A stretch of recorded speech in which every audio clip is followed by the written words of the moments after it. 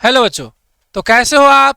मैं हूं अश्वनी और आपका स्वागत करते हैं बोर्ड तक के यूट्यूब चैनल में। हम लोग आज पढ़ने वाले हैं अर्थमेटिक प्रोग्रेशन के बारे में, एपी के बारे में, जिसे आप लोग एपी का नाम तो सुने होंगे। ए फॉर एप्पल और पी फॉर पाइन एप्पल हो गया एपी। ये वाला एपी नहीं भैया, हम लोग मैथ वाला एपी पढ़ने वाले हैं। तो आज हम लोग पढ़ने वाले हैं अर्थमेटिक प्रोग्रेशन के बारे में। उसको पढ़ने से पहले कुछ बातें हैं जो कि जान लेते हैं। उससे पहले हम लोग जानते हैं सीक्वेंस किसे कहते हैं। सीक्वेंस, जिसे हिंदी में अनुक्रम कहा जाता है। सीक्वेंस क्या है? A sequence is an arrangement of numbers in a definite order. ये सीक्वेंस जो है एक किसी निश्चित क्रम में संख्याओं की सजावट है अकॉर्डिंग टू सम रूल। किसी एक नियम के तहत, किसी भी एक नियम के तहत अगर हम लोग संख्याओं को सजाते हैं तो उसे बोलेंगे ये सीक्वेंस है। जैसे कि मान लीजिए ना, आपने जनरल लाइफ में एग्जाम्पल ले तो हम लोग जनरली जहाँ पढ़ते लिखते हैं वहाँ कितने टाइप के होते हैं, या तो कुछ लड़कियाँ होंगी नहीं तो लड़के होंगे। उसे किसी नियम से सजाया जाता है कि मान लीजिए एक रो है, इसमें लड़के बैठेंगे, एक रो है, इसमें लड़की बैठेंगे। ऐसे कुछ होता है, सिस्टम होता है। कहीं कहीं पर मिक्स भेज भी चलता है, जैसे हम लोग के यहाँ। तो किसी विशेष नियम द्वारा अगर संख्याओं को हम लोग सजाते हैं, किसी विशेष नियम के द्वारा किसी संख्याओं को सजाते हैं तो उसे अनुक्रम कहते हैं। इससे पहले कि इसमें कोई दिक्कत हो, हम लोग तुरंत एग्जाम्पल लेके समझते हैं। सपोज कीजिए कि अगर पहला एग्जाम्पल लेते हैं आपके पास, देखिए पहला नंबर लिखिए 1, दूसरा लिखिए 2, तीसरा नंबर लिखिए 4, अगला नंबर लिखिए 8, फिर लिखूँ 16, फिर लिखूँ 32। तो आप समझ पा रहे होंगे कि यहाँ पर एक सीक्वेंस को फॉलो कर रहा है, मैं किसी रूल को फॉलो कर रहा हूँ। कोई ना कोई इसमें एक नियम लग रही है जिससे कि हम लोग अगली संख्या को फाइंड आउट कर सकते हैं।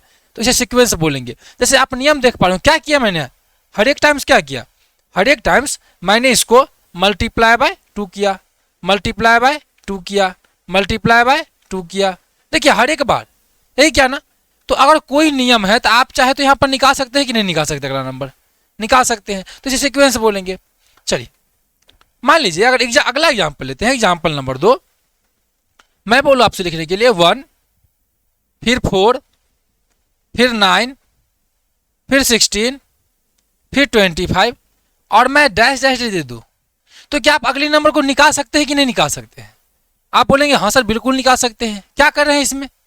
तो बोलेंगे पहली बार में 1 का स्क्वायर है, दूसरी बार में 2 का स्क्वायर, फिर 3 का स्क्वायर, फिर 4 का स्क्वायर, फिर 5 का स्क्वायर, और ऐसे चलता जा रहा है।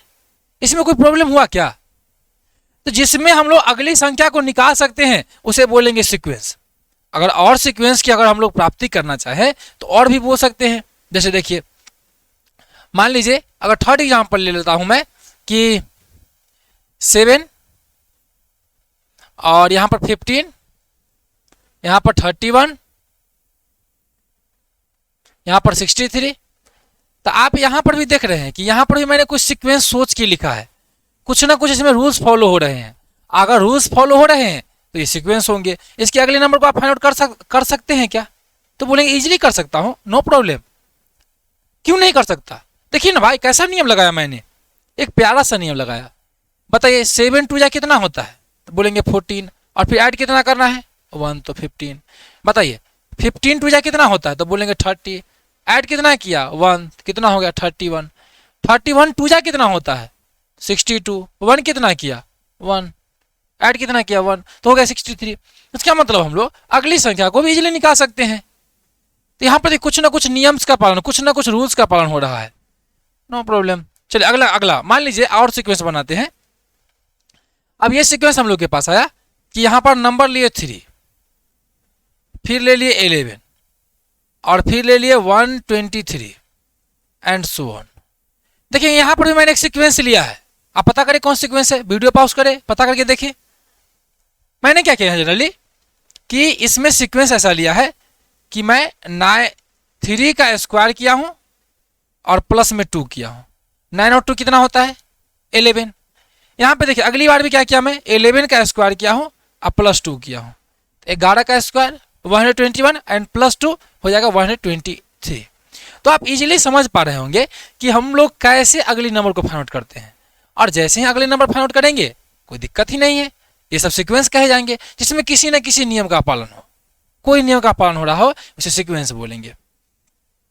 अब मैं 5 नंबर बोलूँ कि सपोज कीजिए फर्स्ट नंबर है 5, फिर है 8, फिर है 11, फिर है 14, फिर है 17, फिर है 20 एंड ऐसे चलता गया 5, 8, 11, 14, 17 और 20। देखिए यहाँ पर कोई सीक्वेंस फॉलो हो रहा है क्या? यहाँ तो और इजी सीक्वेंस है। क्या है सीक्वेंस? तो बोलेंगे कि यहाँ पर हर एक बार में आप इसमें 3 ऐड कर रहे हैं। कितना जोड़ा गया बुआ? तो बोलेंगे सर 3 ऐड कर रहे हैं, हर एक बार में 3 ऐड किया गया है। तो अगर किसी न किसी नियम का पालन हो रहा है जिससे हम लोग सीक्वेंस को कंप्लीट कर सकते हैं और आगे तक लेके चल सकते हैं, तो उसे हम लोग सीक्वेंस के नाम से जानते हैं, जिसे हिंदी में अनुक्रम कहा जाता है। संख्याओं का वैसा समूह जिसको लिखने के लिए किसी नियम का पालन किया जा रहा हो, जिससे हम लोग अगली संख्या को प्राप्त कर सके, उसे सीक्वेंस कहा जाता है। चलिए तो हम लोग चलते हैं अगले टॉपिक की तरफ। आगे हम लोग सीक्वेंस पर बेस्ड कुछ क्वेश्चन करते हैं, 1-2 क्वेश्चन। अनुक्रम पर आधारित प्रश्न, प्रॉब्लम बेस्ड ऑन सीक्वेंस, अनुक्रम पर आधारित प्रश्न। इसमें है कि right the first 3 terms, right the first 3 terms in each of these sequences defined by the following. जो नीचे दिए गए हैं जिस प्रकार से परिभाषित है उस प्रकार से आपको इस सबको लिखना है। सबके 3 टर्म लिखने हैं, मात्र 3 टर्म।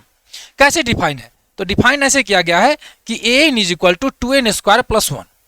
क्या है? an is equal to 2n square plus 1। इसी को लेते हैं। पहला क्वेश्चन है an इज इक्वल टू, क्या है? an is equal to 2n square plus 1, 2n square plus 1। अब मैं पूछता हूं बच्चों आपसे कि बताइए इसमें पहला टर्म क्या होगा? तो उसे बोलेंगे हम लोग फर्स्ट टर्म, फर्स्ट टर्म। और इसी को हम लोग ऐसे अगली बार से अभी स्लैश देकर के T1 लिखेंगे। फर्स्ट टर्म मतलब क्या? T1। तो बोलेंगे जहां n है वहां पर 1 पुट कीजिए, तो बोलेंगे 2 इंटू 1 का स्क्वायर और प्लस में 1। 1 का स्क्वायर कितना होता है? 1 का स्क्वायर 1 होता है, और 2 1 जा 2 होगा, और प्लस में कितना? 1। 2 और 1 कितना हो जाता है? तो बोलेंगे 3 हो जाता है। सिंपल सी बात है। अब सेकेंड टर्म को सिंपल हम लोग T2 बोलते हैं, और जहां n है वहां पर 2 रखेंगे। बताइए 2 का स्क्वायर कितना होता है? 4। 4 2 जा 8, और 8 प्लस 1 कितना होंगे? 9 होंगे। तो आपको जब मैं बोलूं क्या होता है तो आप वहां से रिप्लाई किया करें, फ्लुएंसी आएगी वहां से। अब मैं आपसे पूछता हूं कि T3 का वैल्यू क्या होगा? तो बोलेंगे 2 इंटू 3 स्क्वायर और प्लस में 1। 3 स्क्वायर 9, 9 2 जा 18, और 18 1 19। यानी कि हम लोग के पास सीक्वेंस के फर्स्ट 3 टर्म्स क्या मिल गए? तो आप बोलेंगे फर्स्ट 3 टर्म्स है 3, 9 और फिर 19। ये बन गया हम लोग का सीक्वेंस के 3 टर्म्स है। और अगले क्वेश्चन को ले, तो अगला क्वेश्चन दिया गया है an is equal to 5 plus 2n। क्या दिया गया है? an is equal to 5 plus 2n। बताइए अगर मैं इसमें a1 का वैल्यू निकालूं, यानी फर्स्ट टर्म, इसे T1 भी बोलते हैं और a1 भी बोलते हैं, a1 a2 a3। तो ये देखिए n का वैल्यू कितना रखा मैंने? 1। तो जहां इधर भी जहां n होगा वहां 1 रखूंगा, तो 2 इंटू 1 क्या हो गया वैल्यू? 5 प्लस 2, आंसर कितना मिलेगा? 7। अगर यहीं से पूछूं a2, इसी को बोला a2 T2 बोल सकते हैं, टर्म 2 इसको a2 से भी रिप्रेजेंट करते हैं। तो 5 प्लस 2 इंटू 2, 2 2 जा 4, 4 5 9। सिंपल सी बात है। अब a3 पर चलते हैं, तो क्या बनेगा? 5 प्लस 2 इंटू 3, 3 2 जा 6, 3 2 जा 6, और 6 5 11। आप देख पा रहे होंगे यहां पर भी हम लोग को सीक्वेंस का 3 टर्म्स इजीली मिल गया है। क्या बना सीक्वेंस? क्या बना बताएंगे? 7 9 एंड 11। नोट करेंगे। एक और सीक्वेंस की एग्जांपल मैंने ले रखे थे, an is equal to 2n minus 1,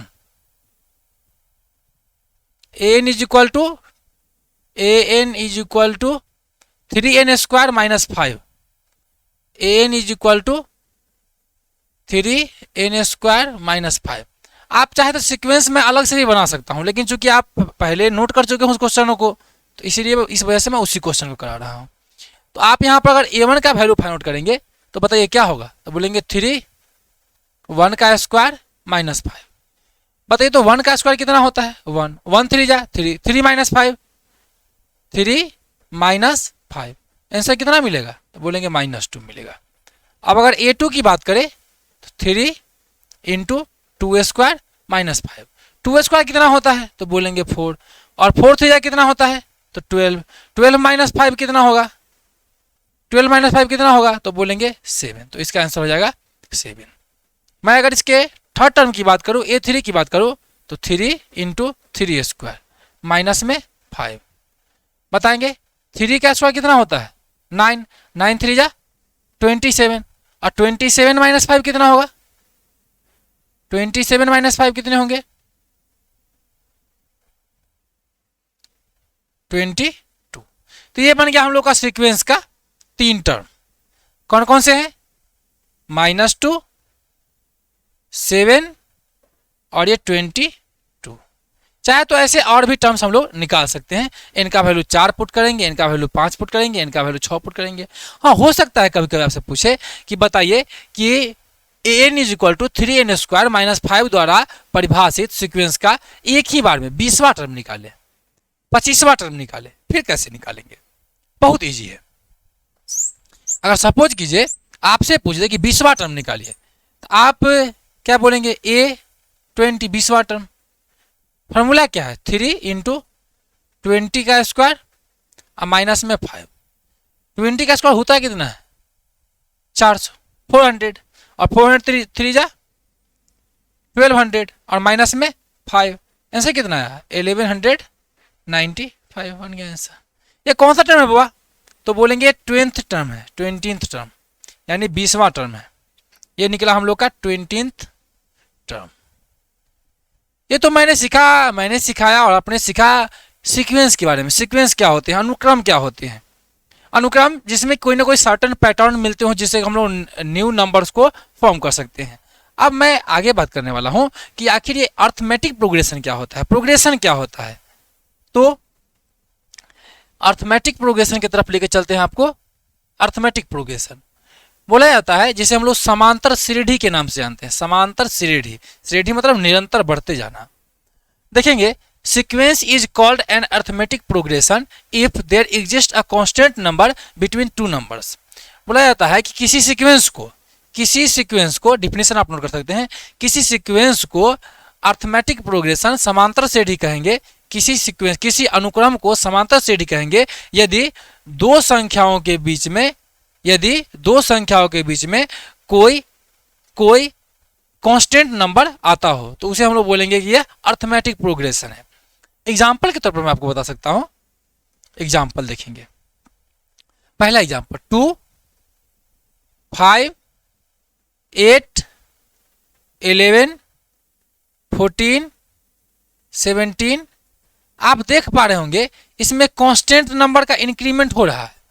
मैं कितना ऐड कर रहा हूं तो बोलेंगे पहली बार में कि ये +3 ऐड किया गया, अगली बार में क्या किया गया तो बोलेंगे फिर से +3 ऐड किया गया, अगली बार में फिर से +3, अगली बार में फिर से +3, अगली बार में फिर से +3, यानी कि बार बार +3 करके ऐड करते जा रहे हैं।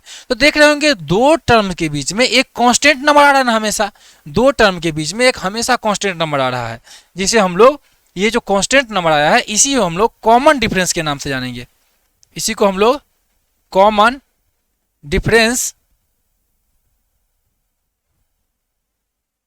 और इसे कॉमन डिफरेंस जिसे हम लोग डी से स्मॉल डी से डिनोट करते हैं, इसे को हम लोग कॉमन डिफरेंस यानी कि हिंदी में इसे सार्व अंतर के नाम से जानते हैं। हिंदी में क्या बोलेंगे सार्व अंतर, इंग्लिश में कॉमन डिफरेंस, और डिनोट किससे करेंगे स्मॉल डी से। हिंदी में लिख दो सार्व अंतर, कॉमन डिफरेंस सार्व अंतर के नाम से जानते हैं और इसे स्मॉल डी से डिनोट किया जाता है।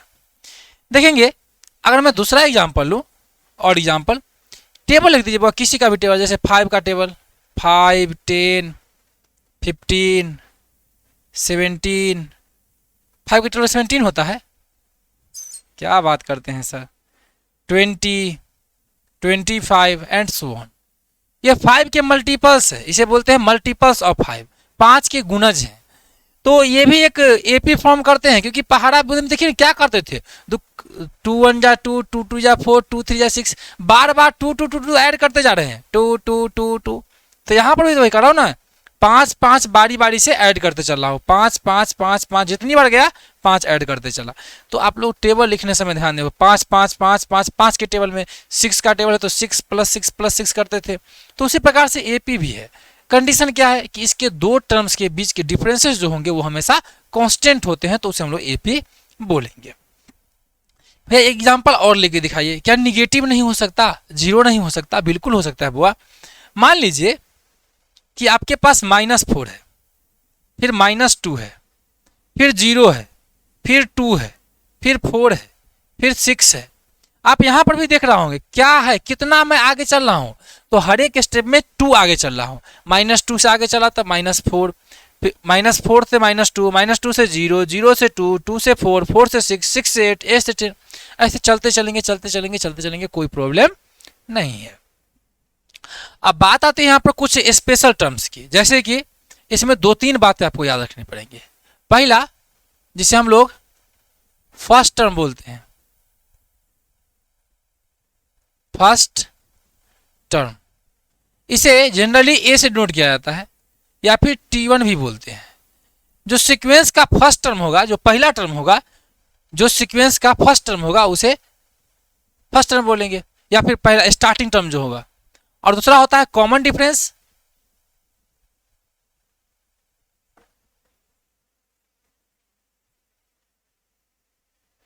कॉमन डिफरेंस जिसे हम लोग डी से डिनोट करते हैं, स्मॉल डी से। इसे हिंदी में सार्वंतर बोलते हैं, इसे प्रथम पद के नाम से जानते हैं। ये तो पिछली बार लिखा था, प्रथम पद, और इसे सार्वांतर बोलते हैं, सार्वांतर।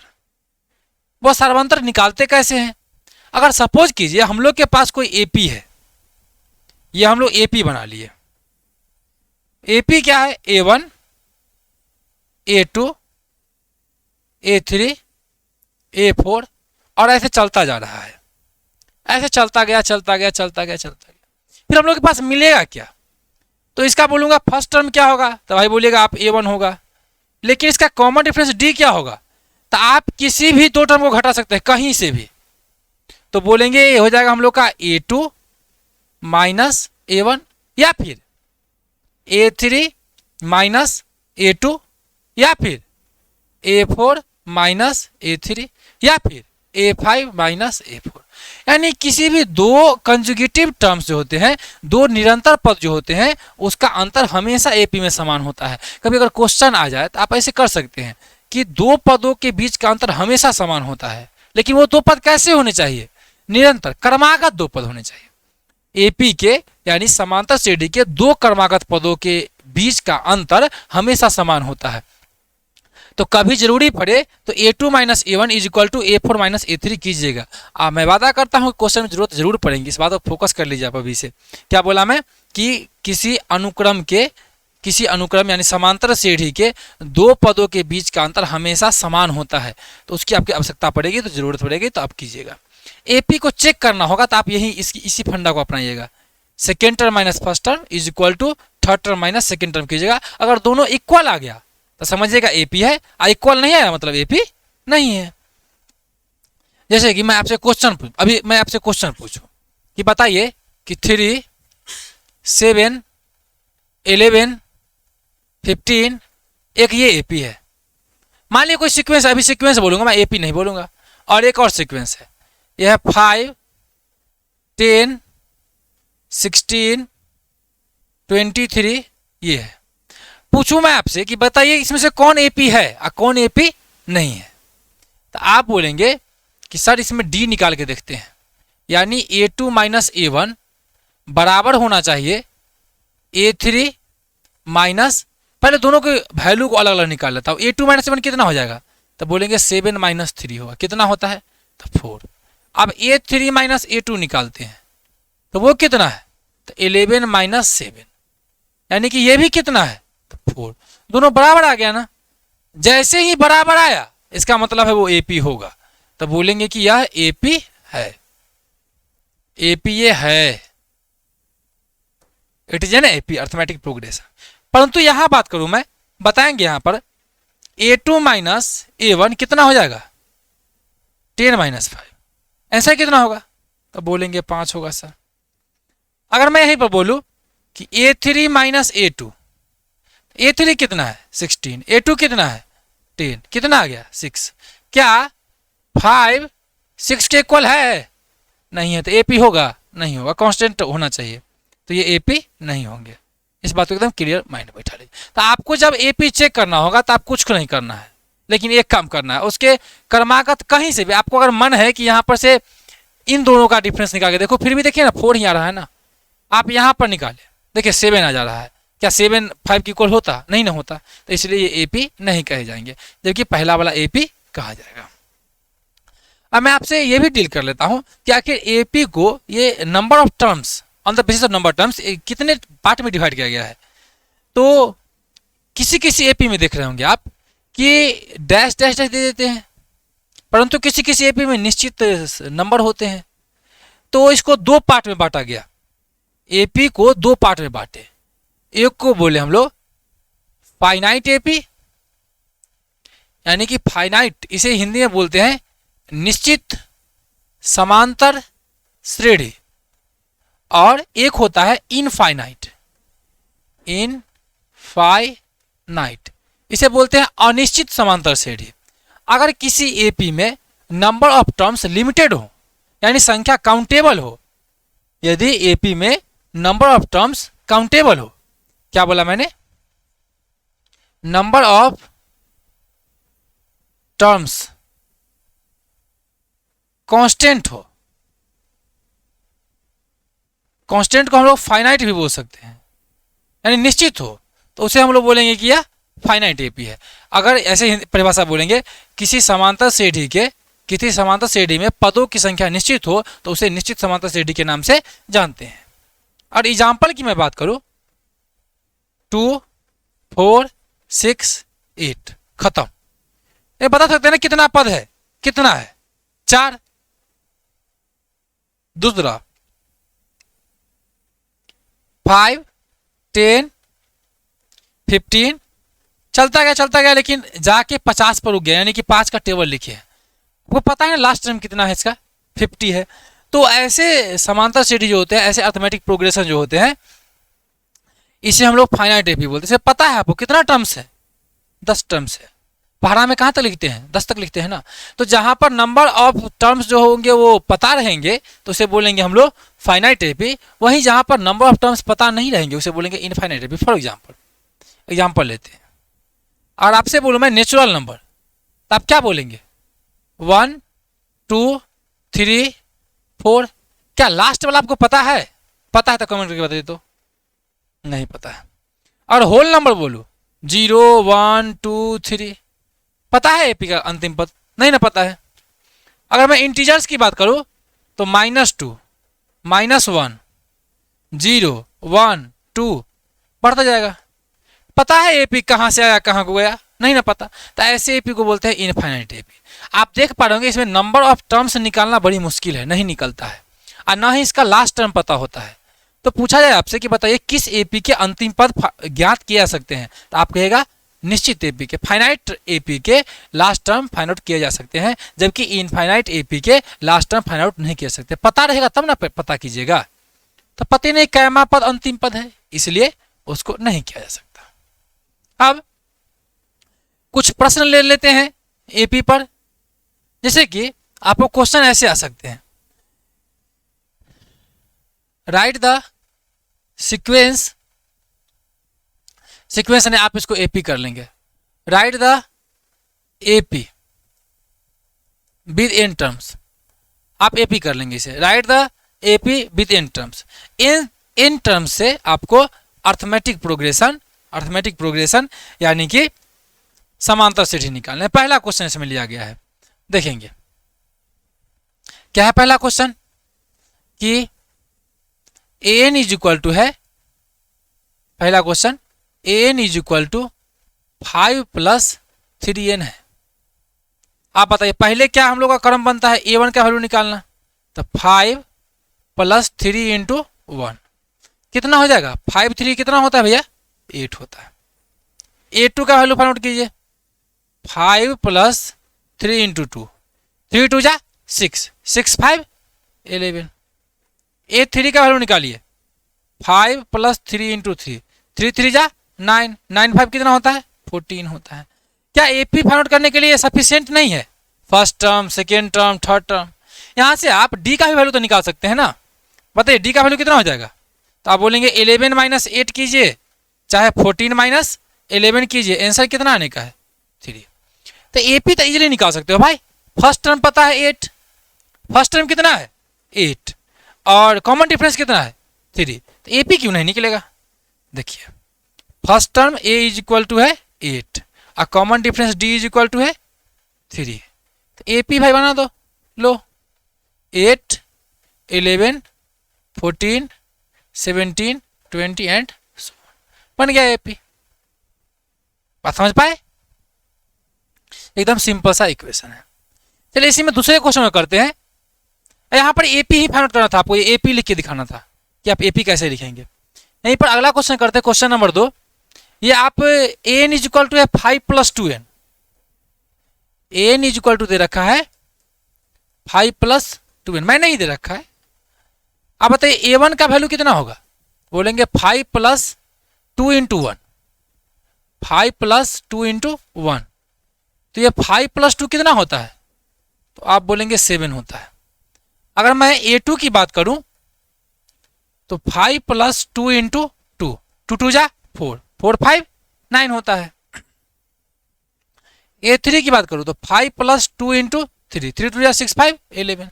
देख पा रहे होंगे यहाँ पर हम लोग को फर्स्ट टर्म मिल गया। क्या मिला? First term. तो बोलेंगे फर्स्ट टर्म है A = 7 और D = डिफरेंस, यानी कि 9 - 7 कितना होता है 2। आप कहीं से भी 2 ले सकते हैं। 11 - भी अगर 9 करेंगे फिर भी तो 2 ही होगा, 9 - 7 करेंगे फिर भी कितना होगा 2 होगा, कहीं से ले ले। अब AP लिखने की बारी आई है। क्या AP लिखना है? तो बोलेंगे 7 9 11 13 15 एंड सो ऑन। आप अगले प्रश्न को जो आपको यहां पर दे रखा है अनुक्रम बला पर चले आए भाई साहब। जो हम लोग का ये क्वेश्चन है AP = ये थर्ड नंबर क्वेश्चन है 2n - 1 वाला। ये क्वेश्चन आप खुद से करेंगे, प्रैक्टिस करेंगे 2n - 1 का। अब मैं आपको एक जनरल टर्म का फॉर्मूला लिख के बताता हूँ। ये जनरल टर्म क्या होता है, बहुत इंपॉर्टेंट फॉर्मूला है। देखेंगे जेनरल टर्म ऑफ AP। बोले तो AP बनाने के लिए फॉर्मूला आपसे पूछूं मैं कि AP कैसे बनता है, एक मैं AP लेके दिखाता हूं। एक AP को एक AP लेके समझते हैं। मान लीजिए AP का फर्स्ट टर्म 2 है, सेकेंड टर्म 5 है, थर्ड टर्म 8 है और उसके बाद 11 है, उसके बाद 14 है।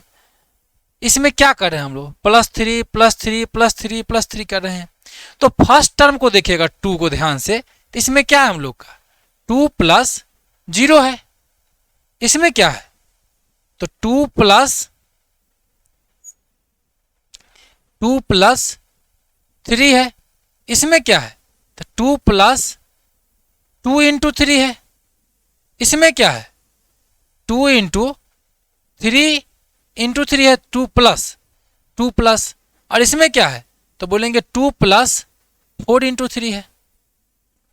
तो फर्स्ट टर्म में कितना D आया? फर्स्ट टर्म में बुआ कितना D आया? देखिए यही समझ लीजिए, इजी चीज है। फर्स्ट टर्म में कितना D आया? तो बोलेंगे 0 D आया। सेकेंड टर्म में 2D आया। थर्ड टर्म में फर्स्ट टर्म सेकेंड टर्म में 1D आया, 1D। उसके बाद 2D, उसके बाद 3D, उसके बाद 4D। और सब में क्या था? A+ ना, A + 3D, A + 2D, A + 1D। A + 1D को केवल A + D भी लिख सकते हैं क्या? A + D। और इसमें A + 0D। इसको सिंपल बोले तो केवल A लिख सकते हैं। यानी कि जयमा टर्म रहता है उससे एक कम D गुना करते हैं उसमें। जयमा टर्म लेंगे, 5वां लेंगे तो 4D, 10वां लेंगे तो 9D। तो इसको AP को ऐसे ही बोला सकता है कि अगर बढ़ते बढ़ते आपसे पूछा गया कि nth टर्म में क्या होगा, nth के जगह पर 10वां 9वां 15वां कुछ भी पूछा जाता है तो आप बोलिएगा nth टर्म का फॉर्मूला होता है an इज इक्वल टू ए, क्या बोले a, और जयमा टर्म रहेगा उससे एक कम लेना है तो n टर्म है तो क्या करेंगे यहाँ पर n-1 और गुने में d। जनरली एक कॉन्सेप्ट ही हम लोग का एक आसान सा कॉन्सेप्ट है, जयमा टर्म लेते हैं उससे एक कम d उसमें गुना करते हैं। तो एक दो प्रॉब्लम इस पर भी कर लिया जाए, आसान सा। अब देखेंगे क्वेश्चन आपसे दिया रहेगा कि a इज इक्वल टू 5 है और d इज इक्वल टू 2 है, तब बताइए कि उस AP का 25वां पद क्या होगा, 25th टर्म क्या होंगे। तो आइए करते हैं, 25th टर्म मतलब T25।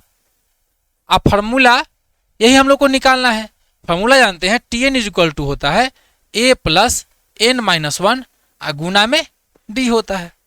तो अब बताएंगे आप लोग कि T25 करेंगे, a का मान तो पता है आपको कितना है 5 है, n-1 मतलब 25 माइनस 1 अगुने में d का मान कितना है तो 2 है, 5 प्लस 24 इंटू 2 तो 5 प्लस 48 और 5 कितना होता है 53। ये हो गया आपका आंसर। सिंपल सा क्वेश्चन होता है। और एक क्वेश्चन करते हैं, सपोज कीजिए आपसे क्वेश्चन पूछा गया कि a इज इक्वल टू है माइनस का 10 और d इज इक्वल टू है 3, तो इसका 20वां टर्म क्या होगा। देखिए फटाक से निकालिए, t20 बराबर क्या a प्लस एक कम लेंगे तो 19d होगा क्या, एक कम 19d। अब a का वैल्यू कितना है तो बोलेंगे -10 है प्लस 19 और d का वैल्यू कितना है 3, 19 3 जा 57, 57 माइनस 10 तो बोलेंगे 47। That's your answer. जब मैं क्वेश्चन अगर लिखूँ तो आप पाउस करेंगे और क्वेश्चन करेंगे। सपोज कि ये क्वेश्चन और लेते हैं, a इज इक्वल टू 6 और d इज इक्वल टू -2 है। आपसे पूछा गया बता 10वां पद क्या होगा। लीजिए भैया Tn का फॉर्मूला लिख दीजिएगा a प्लस n-1 गुने d, इसके ऊपर लिख दीजिएगा एज वी नो या अकॉर्डिंग टू फॉर्मूला या सूत्र के अनुसार लिख दीजिएगा जो मन हो। a का वैल्यू कितना है 6 है और कैमा टर्म निकाल रहे हैं 10वां तो 9 होगा, 10 में से कितना होगा 9 होगा और d का वैल्यू कितना है तो बोलेंगे -2 है। 6 माइनस प्लस माइनस 9 2 जा 18, पता 6 में से 18 का कितना बचेगा बोलेंगे -12 बचेगा। ये हो गया हम लोग का आंसर। ऐसे प्रश्न आते हैं। कभी कभी आपको यहाँ पर 3 वेरिएबल नजर आ रहे होंगे, nth term, value of n और इधर a का वैल्यू और d का वैल्यू। तो कभी कभी आपको दूसरे टर्म को भी अननोन कर देंगे। जैसे क्वेश्चन ऐसा भी हो सकता है कि इफ किसी AP का 10वां पद 21 है और इसका d जो है वो 2 है, तो बताइए इसका a कितना होगा। इसमें किसका वैल्यू दे दिया, T10 का वैल्यू दे दिया, कितना है 2 है, d का वैल्यू 2 है। अब आप जानते हैं कि T10 बराबर क्या होता है, क्या दिया हुआ क्वेश्चन में, तो बोलेंगे 21। सॉल्यूशन कितना दे रखा है T10 का वैल्यू, तो बोलेंगे 21 दे रखा है। अब T10 बराबर होता है क्या है, तो बोलेंगे a प्लस 9d होता है, बराबर कितना 21। d का वैल्यू कितना है 2 पुट कीजिए, तो a plus 9 into 2 is equal to 21, तो a plus 18 is equal to 21। पता है a का वैल्यू कितना निकलेगा, तो बोलेंगे 21 minus 18 that is equal to 3। ये हो गया हम लोग का आंसर। That's clear. तो आपको ऐसे ऐसे क्वेश्चंस आते रहेंगे। आपके साथ फिर मिलेंगे हम लोग जब एनसीईआरटी के सॉल्यूशंस लेके आएंगे, और भी अदर बुक्स जितने भी बुक्स हैं सबके सॉल्यूशन आपको प्रोवाइड कराए जाएंगे। आज के लिए इतना ही, फिर मिलते हैं अगले वीडियो लेक्चर में। तब तक के लिए आप लोग पढ़ते रहिए, पढ़ाई करते रहिए, मन लगा करते रहिए। जय हिंद, जय भारत।